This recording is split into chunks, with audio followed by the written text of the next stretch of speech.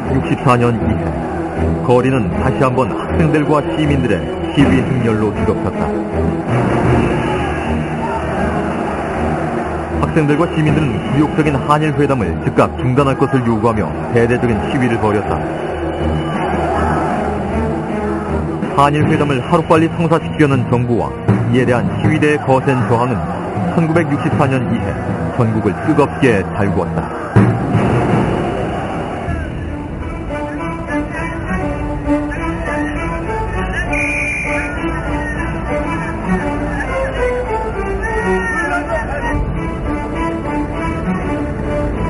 제3공화국이 개막되고 첫 새해가 밝았다. 이해 벽두부터 도량형이 재정비됐다. 전국적으로 미터법이 쓰이기 시작된 것이다.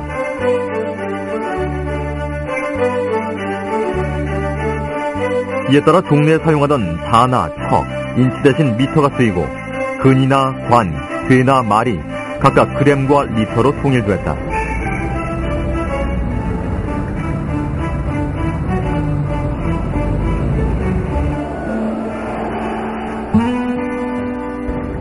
지난해 쌀값 파동 이후 쌀값은 잡히지 않고 계속 급등하고 있었다. 가마당 3,500원이었던 쌀값은 해가 바뀌자 다시 4,000원으로 뛰어올랐다. 게다가 인구는 급속도로 증가하고 있었다. 연간 인구 증가율이 3%에 달했던 이때 식량 증가율은 연 1.9%에 불과했다. 농촌에선 부녀자들을 대상으로 가족계획 교육이 실시되고 캠페인도 활발해지기 시작했다. 똑딱하는 이 순간 지구에는 3명씩의 새로운 생명이 자꾸 태어나고 있습니다. 부부가 평균 5명 이상의 아이를 출산하던 이 무렵 캠페인은 다산이 곧 경제적 어려움과 직결된다는 것을 강조하고 있었다.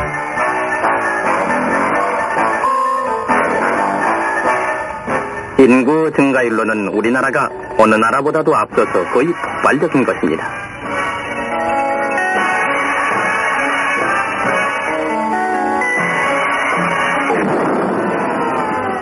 앞으로 자녀들은 알맞게 낳아서 훌륭의 길로 알뜰한 살림을 이룩해야겠습니다. 덮어놓고 낳다보면 거지꼴을 못 면한다.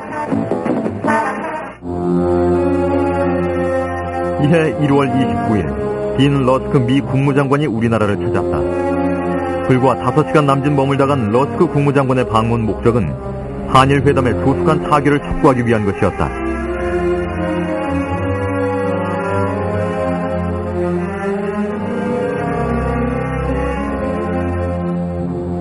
당시 박정희 정권은 경제 개발을 위해 막대한 외국 자본을 들여와야 할 입장이었다. 중국과 소련에 대항한 동아시아 안보 체제를 강화하기 위해 한국과 일본의 국교 정상화가 시급히 필요했던 미국과 경제 개발을 위한 위자 도입이 절실했던 박정희 정권. 이러한 정치적 입장은 이후 한일회담 전개에 큰 영향을 미치게 된다.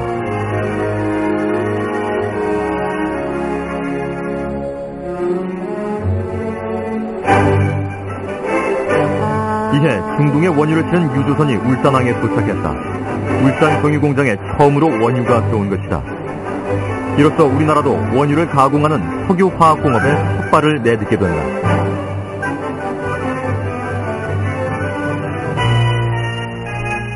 이해 포항의 영일만에서 난데없이 석유가 발견됐다는 소식이 전해져 온 나라가 떠들썩했다.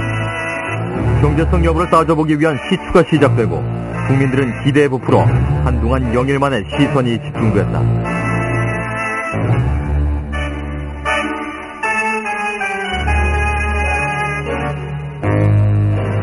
그러나 이해 영일만 석유 사건은 별다른 성과 없이 해프닝으로 끝나고 말았다.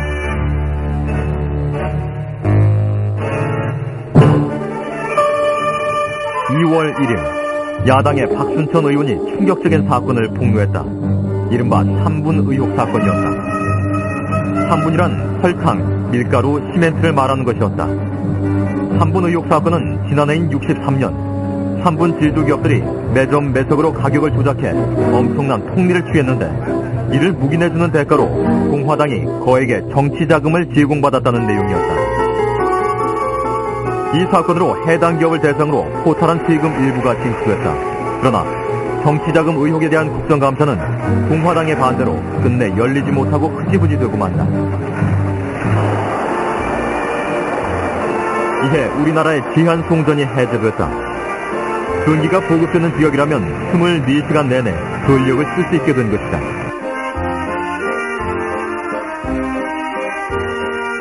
그때까지 사용이 금지됐던 전기 다리미가 벽장에서 나오고 밤에도 시간 제한 없이 전기불이 들어오게 됐다.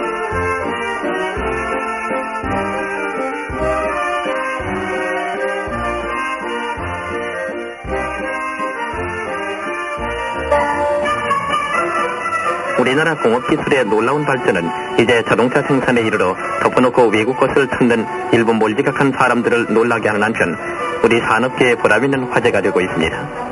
이해 4월 새로운 국산자동차 신성호가 선을 보였다. 우리나라에서는 처음으로 신성호를 만든 신진공업사는 이후 4대 의혹 사건으로 도산한 캐나라 자동차를 인수하는 한편 일본에서 코로나 자동차의 부품을 들여와 조립 생산함으로써 60년대 우리나라 자동차 산업을 이끌게 된다. 국내 77개 협력 공장에서 제작한 부분품을 모아 신진공업에서 최종적으로 조립 제작한 것인데 도입되는 부분품은 불과 전체 3%분으로 차 전체의 97%가 우리 손으로 만든 것이라고 합니다.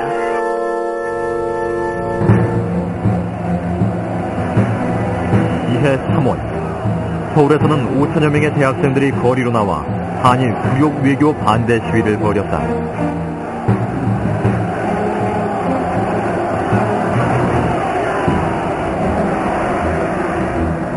한일 회담의 3월 타결, 4월 조인, 5월 비준의 방침이 발표된 것이다.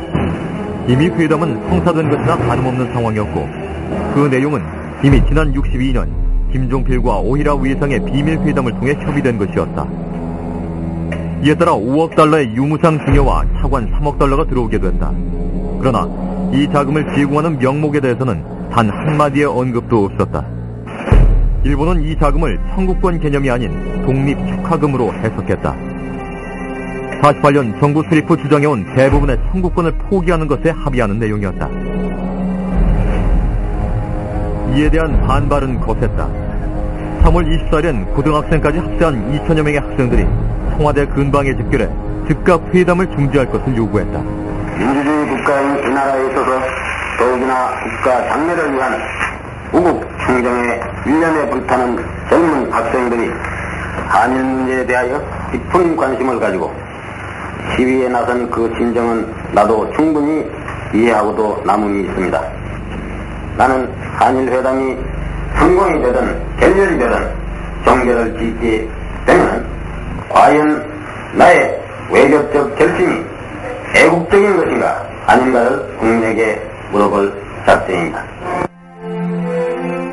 박 대통령은 담화를 통해 학생들을 무마하는 한편 학생 대표들을 청와대로 불러 대화의 시간을 가지기도 했다.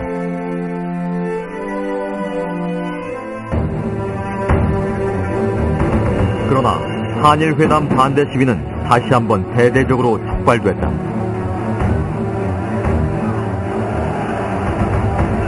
5월 20일 서울 시내 9개 대학의 학생 2천여 명은 서울대 물리대 교정에서 현재 군사정권이 내세우고 있는 민족적 민주주의는 이미 죽었다고 선언하는 이른바 민족적 민주주의 장례식을 치르고 검은 관을 앞세운 채 거리로 나섰다.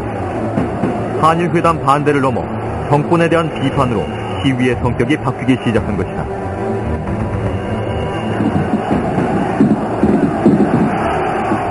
경찰이 이를 강력히 저지하는 과정에서 65명의 부상자가 발생하고 학생과 시민 등 182명이 연행됐다.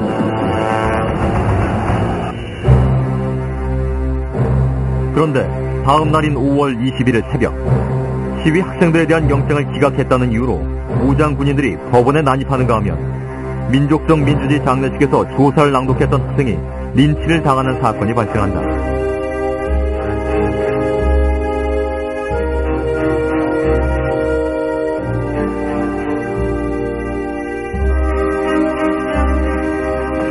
결국 단식농성에 들어갔던 서울대 물리대생을 비롯해 서강된 학생들이 거리로 뛰쳐나오기 시작했다. 6월 3일 한일 회담 반대와 함께 정권 퇴진을 요구하는 학생들의 시위 열기는 절정에 달했다.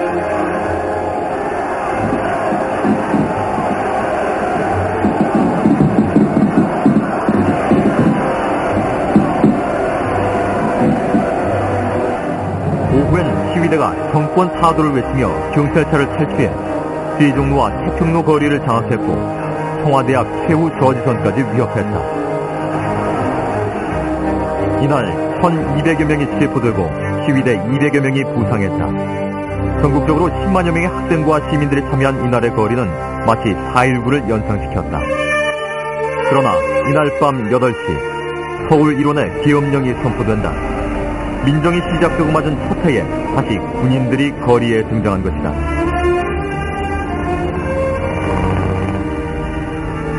이날의 격렬했던 시위는 6.3 사태라고 불려졌고 시위를 주도했던 세대를 지금까지도 6.3 세대라고 부르게 됐다.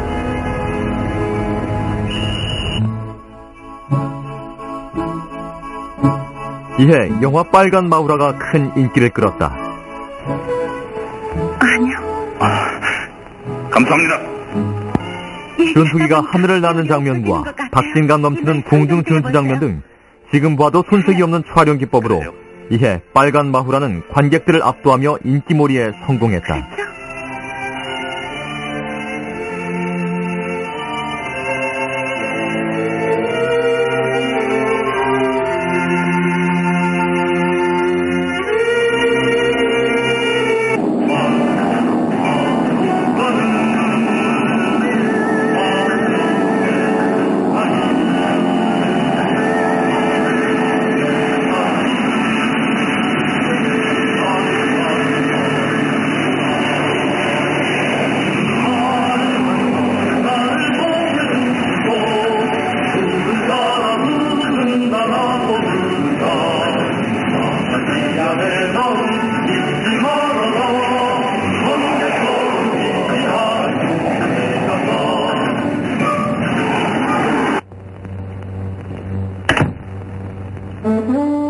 이해를 장식한 또 하나의 히트작은 맨발의 청춘이었다. 눈물도 한숨도 나 혼자 씹어 삼키며 밤거리에 뒷골목을 누비고 다녀 사랑만은 단 하나의 목숨을 걸었다. 거리에 자식이라 욕하지 말라. 그대를 태양처럼 우러러보는 사나이 이 가슴을 알아줄 날이 있으리라. 알아줄 날이 있으리라.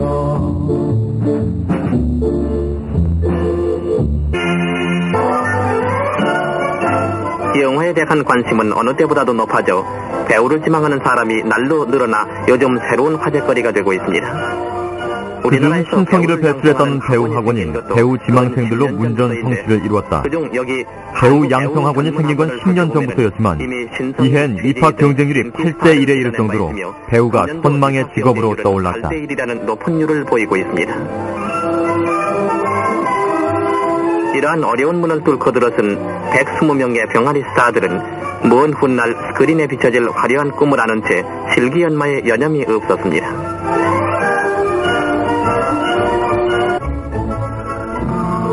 (5월 26일) 경상남도 해운대 백사장에는 연형 200년으로 추측되는 길이 150cm 이해 부산 해운대에선 200년 넘은 거북이가 발견돼 큰 화제가 됐다. 앞을 다투어 몰려든 인근 주민들의 큰 화제거리가 되었습니다. 우리나라에서는 처음으로 보는 이 거북은 27일 밤 150개의 알을 낳아서 또 한 번 놀라게 했으며 보는 사람마다 세상이 잘 되려는 길조라고 기뻐들 했습니다. 그런데 28일에는 3만여 명의 환송객이 몰려들어 호화로운 환송잔치를 베풀어 영궁으로 돌려보냈는데 이날 영궁행 노자로만 15,000원과 오색 치마저고리까지 헌납되었다니 거북은 인간 수익에 선심에 감탄했을 것입니다. 지난 6월 21일 새벽 전라남도 광주 무등산 기슬 이기태 씨집 확산에서 호랑이 새끼 3마리를 사로잡았습니다. 거북이에 이어 광주의 한 민가에서는 새끼 호랑이 3마리가 발견돼 사람들의 이목을 이 새끼 호랑이들이 잡힌 이튿날에는 어미 호랑이가 나타나 으르렁대는 바람에 인근 주민들은 잠을 이루지 못했다고 합니다. 습삭 고양이 새끼와 다름없이 귀여운 이 새끼들이 사람을 해치는 맹수가 된다니 놀랍지 않습니까?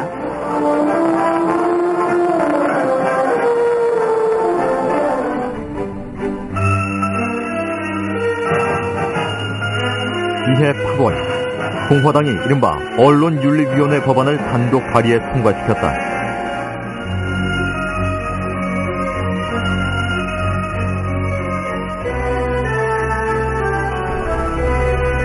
신문, 방송 등이 언론윤리위원회와 심의위원회를 두고 자체적으로 보도 내용을 심의케 한다는 이 법안은 실질적으로는 정부의 비판적인 언론을 통제하기 위한 법안이었다.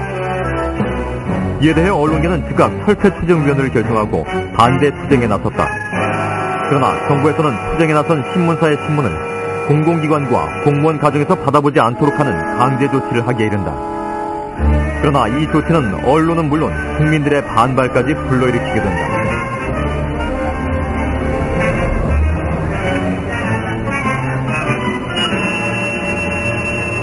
나는 오늘 정부가 취한 몇 가지 지나친 조치들을 즉각 시정할 것을 지시하였습니다.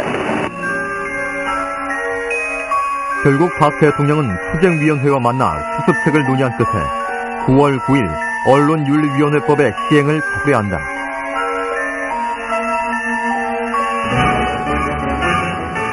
이해 8월 중앙정보부가 이른바 인혁당 사건을 발표했다. 조예종 등 41명의 혁신계 인사와 언론인이 인민혁명당을 결성해 국가 전복을 음모했다는 것이다.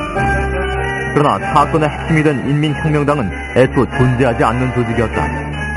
심지어 김병리 등 담당 검사 2명은 혐의가 불충분해 기소할 수 없다고 주장하고 사표를 제출했다. 그럼에도 수사는 계속돼 결국 다음 해 관련자 12명에게 유죄 판결이 내려진다.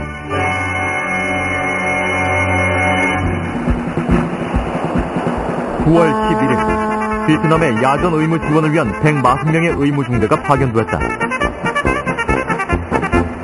모두 의료진으로 구성된 파병이었지만 이것은 창군 이래 최초의 군사원주였다. 또한 다음 해 본격화되는 전투부대 파병의 신호탄이기도 했다.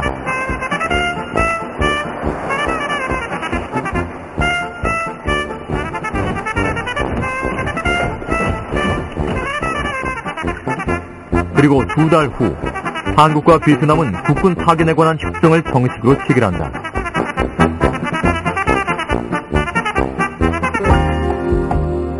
이해는 유난히 송충이가 들끓었다. 시청 앞에서 송충이를 없애자는 걸기대회가 열릴 정도였다.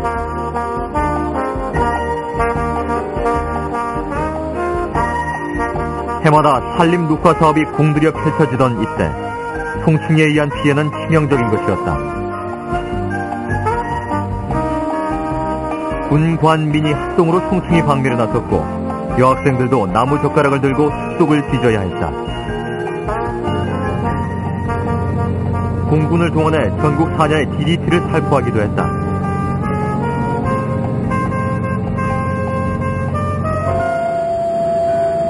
산림 보호를 위해 전 국민이 송충이 잡기에 나선 가운데 지리산에서 대규모의 도벌 사건이 적발됐다.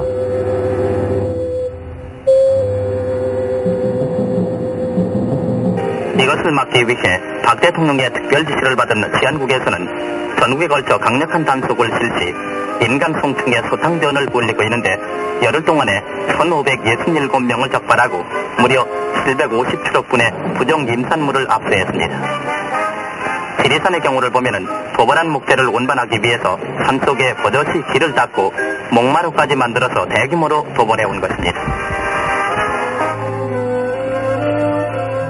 수사 결과 남선 목재 회사가 이해 봄부터 하루 100여 명의 인부를 동원해 수천 그루의 생나무를 잘라낸 것으로 밝혀졌다.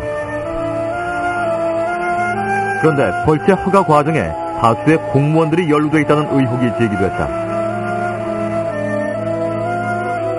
기획적이고 조직적으로 행해진 이 도발 사건을 조사하기 위해 국회에 특별위원회까지 설치됐다. 결과 공무원과 목재회사 간부 등 38명이 입건되고 그중 35명이 징역을 선고받았다.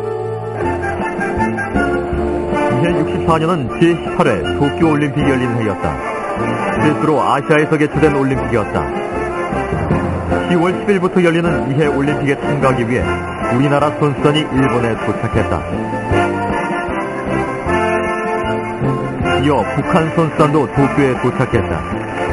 1년 전부터 남북 단일팀에 관한 협상이 시도됐었지만 2번에 걸친 협상은 결렬되고 말았다.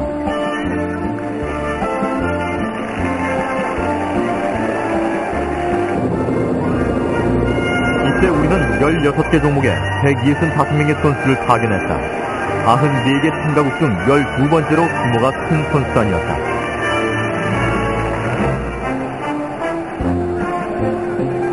그러나 이해 올림픽의 성적은 국민들의 기대와 달리 저조했다. 2개의 은메달과 동메달 하나를 획득하는 데 그친 것이다.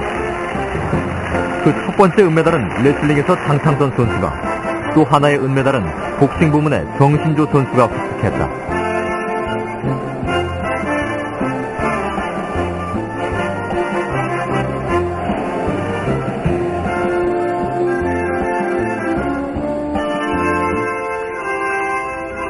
그러나 올림픽 자체보다 국민들의 이목을 더욱 집중시켰던 사건이 있었다. 북한의 여자 육상 선수 신금단과 남한의 아버지 신문준의 상봉이었다. 신금단은 북한의 가장 유력한 금메달 후보였다. 그러나 북한 선수단은 출전 자격 문제로 IOC와 갈등을 일으킨 끝에 철수를 결정해버렸고, 북한의 비협조로 부녀 상봉은 무산될지도 모를 위기에 놓이게 됐다. 결국 두 사람의 만남은 천신만고의 어려움 끝에 북한 선수단이 귀환하기 직전 극적으로 이루어졌다. 14년 만에 만난 아버지와 딸. 분단 이후 최초의 이산가족 상봉은 겨우 7분 만에 끝이 났다.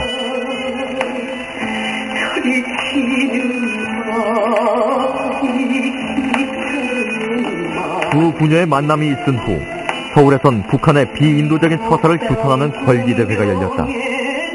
이들의 사연을 주제로 한 노래와 영화가 만들어지는가 하면 정치권에서도 남북 연회소 설치가 처음으로 거론되는 등 신금단 부녀의 상봉은 오랫동안 화제로 등장했다.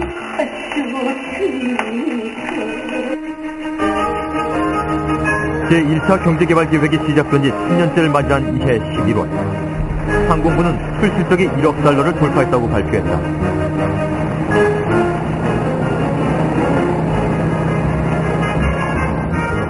경제개발기획이 시작된 62년 5,400만 달러에 머물렀던 수출액이 64년 11월 30일 그 2배에 달하는 1억 달러를 넘었던 것이다.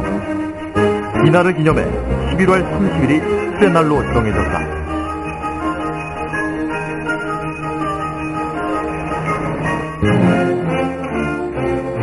한 해 농사가 끝날 무렵 각 지역에선 증선왕을 뽑아 대관식을 가졌다. 쌀, 보리, 고구마 등 각 분별로 선발되는 증선왕은 농림수산부가 식량 자급 달성을 독려하기 위해 실시하던 행사였다. 증선왕에 뽑힌 농민들은 소나 염소 등의 가축을 상품으로 받고 그 지역 미스코리아와 함께 성대한 가장 행렬에 참가하면서 한 해 농사의 노고를 풀었다. 통신경기대회라는 이름의 경기가 열리기도 했다. 경기 종목은 전부치기와 편지분류, 지필 쓰기 등이었다.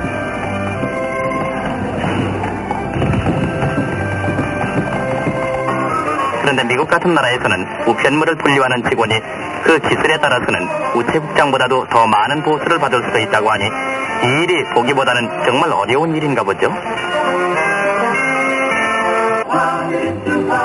팬 여러분, 안녕하셨어요? 곱게 물든 성탄절이 가까워지자 크리스마스 시를 사자는 캠페인이 벌어졌다. 이해까지만 해도 결핵 환자 수가 총 10만여 명이 넘는 것으로 집계됐다. 고요한 밤, 그이와 거닐며 내일을 설계하고 또 청성담은 카드도 보내고. 참, 카드 얘기를 하니까 작년 크리스마스 때 카드에 크리스마스 시를 낭독해서 창피당한 일이 생각나는군요. 네? 그게 무슨 창피냐고요? 작년까지만 해도 전 크리스마스 시리야 있으면 붙이고 없으면 말았어 뭐. 그런데 크리스마스 실은 고저 못으로 붙이는 게 아니고 결핵의 예방과 치료를 위한 기금을 마련하는 것이라잖아요. 저를 아껴주시는 여러분께서 닥쳐올 크리스마스 때 혹 저와 같은 실수라도 하실까봐 염려가 돼서 내 말씀 드린 거예요. 그럼 크리스마스 시일이 붙은 카드를 약속하며 안녕.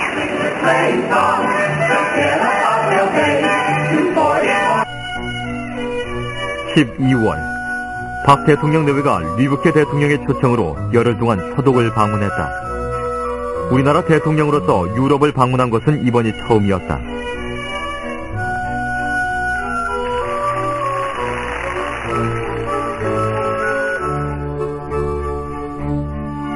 이때 서독의 아우토반을 접한 박정희 대통령이 경부 고속도로를 구상했다는 일화가 전해지기도 한다.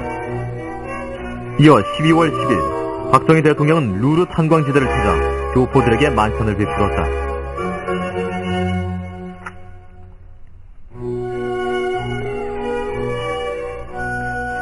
지난 62년부터 이곳 탄광과 병원에서 위화벌이에 나섰던 광부 그리고 간호사들과의 만남이었다. 학사 출신도 상당수 이르렀던 광부들과 병원에서 가장 힘든 일을 하며 이역만리 고달픈 삶을 살아가던 간호사들. 조국의 대통령과의 만남은 이들의 심금을 울리기에 충분했다.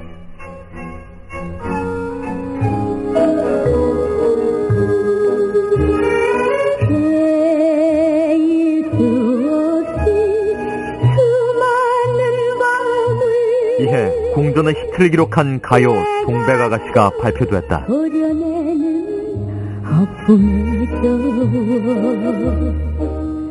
얼마나 울었던